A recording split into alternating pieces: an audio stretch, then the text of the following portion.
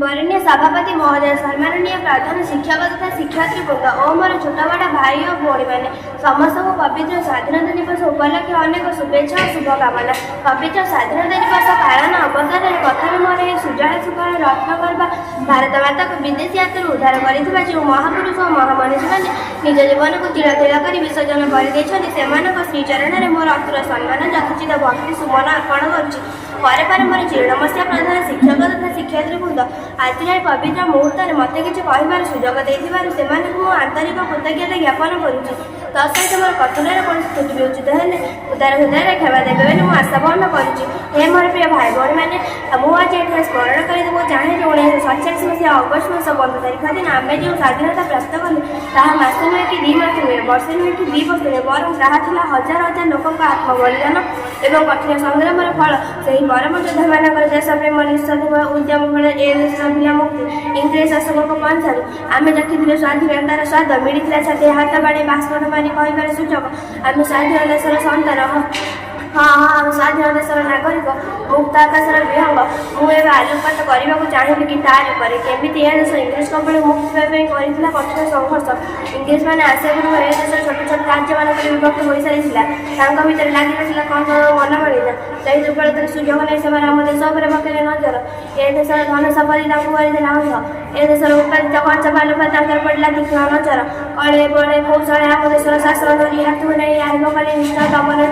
आम जीवन हो पड़ा अत्यंत दुर्विषह 1857 मसीह स्वाधीनता आंदोलन दिन दिन तीव्र लगी पड़ा जाति धर्म वर्ण निर्विशेष समस्त एकाकार होगले इंग्रेज शासकों विरोध में एक सम्मिलित रणमुकार कंपी उठा गगन गगन किंतु निर्दय इंग्रेज मानक निष्ठुर दमन बंद है ना तेरे आंदोलन जात्रा बहु पुण्य अनिष्ट उपाय अवलंबन कले स्वाधीनता आंदोलन बहुना युवक जेल भर दिन काटा पड़ा भगत सिंह मंगल पांडे लक्ष्मण राय ग्राम प्रसाद विष्णु खुदीराम प्रसाद अनेक संग्राम हसी हसी देश में फांसी खुंटार झुलिया पड़ा गोटे पटे महात्मा गांधी हरिशरेन्द्र विद्युनी घोष निनादित होता बेले अंपटे सुभाष बोस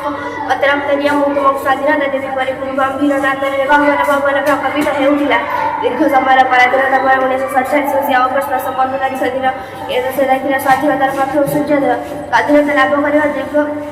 7 वर्ष पर ऊर्ध्वकाल अतिक्रम हो सारी आज बेड़ आसी निजक परीक्षा कर देखार निजक समीक्षा कर देखार सतरे आम के स्वाधीन केते दूर आम सफल हो महापुरुषों स्वप्न को पूरा करें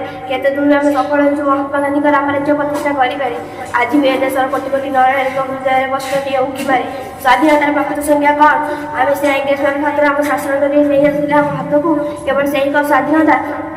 जो दिन दीपर राजरास्तार नारीटे जो सुरक्षित मन करें जो अर्थ बड़े बाहुबल क्षीण जाए लोक बाक स्वाधीनता एक स्वाधीनता जो अन्याय नीतिर विष बड़े नाकेदम हो जाए मनीष जो एक विश्व शताब्दी छुआ छुआ भेदभाव बेसी हो जाए बहु लोक जीवन राखी जाए एक स्वाधीनता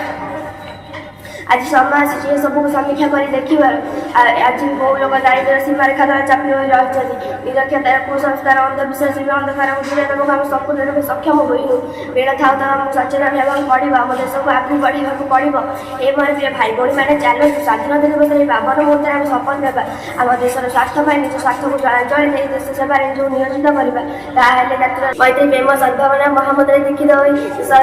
विकास निज उत्सर्ग करवा मैत्री वक्तव्य शेष